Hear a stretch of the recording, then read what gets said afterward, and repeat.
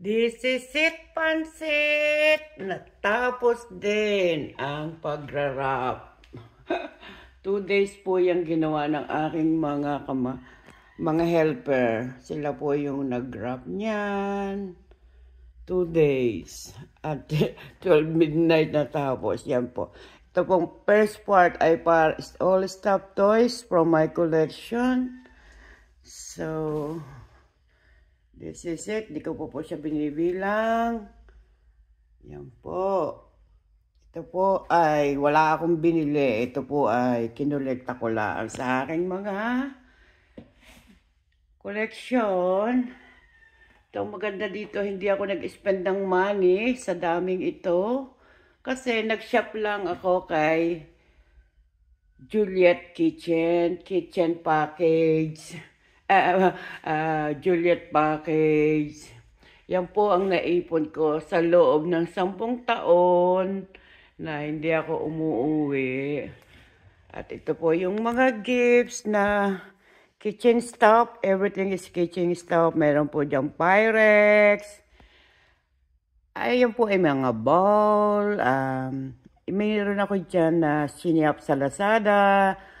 Few years ago, yung bag storage. So, yan po mga kapamilya.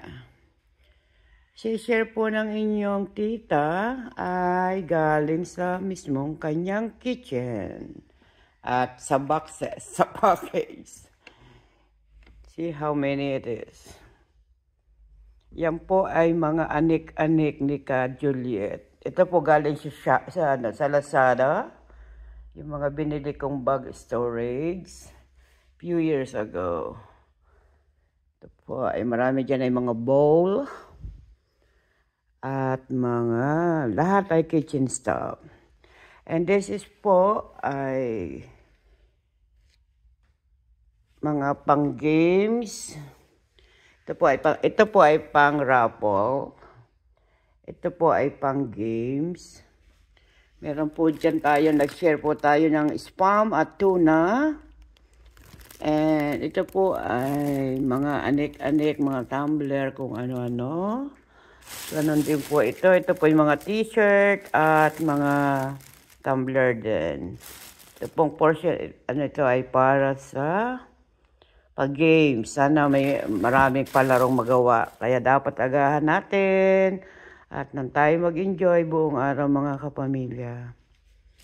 This is it, pansit.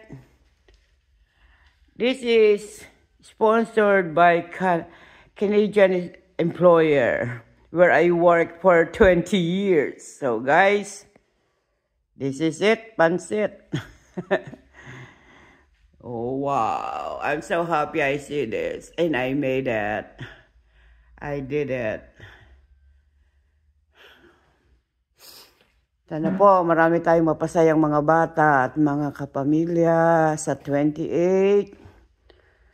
Si Santa Juliet po ay hindi mamimigay ng pera, kundi mamimigay po ng anik galing sa bahay niya. Anik-anik galing sa bahay niya. Yan po, mga kapamilya. I'm so happy I did it. I did it. I'm so happy. At tapos na po tayong mamigay ng early Christmas basket, grocery basket, and grocery bags and rice. So tapos na po yan, pag-deliver na yon kasi hindi po yung pwedeng dalhin sa venue at napakarami. So naipa-deliver na po natin yung lahat. Kaya ito na lang po ang dadalhin sa venue. I don't know how we can manage to put it there because the venue is quite small for us because we are quite big family. So this is it po. I'm just sharing you my blessing that I will pass on to my family members. And sharing is loving. That's why I love you all mga kapamilya ko. Ito lang po ang makakaya ng inyong lingkod, si Tita Juliet. Thank you all.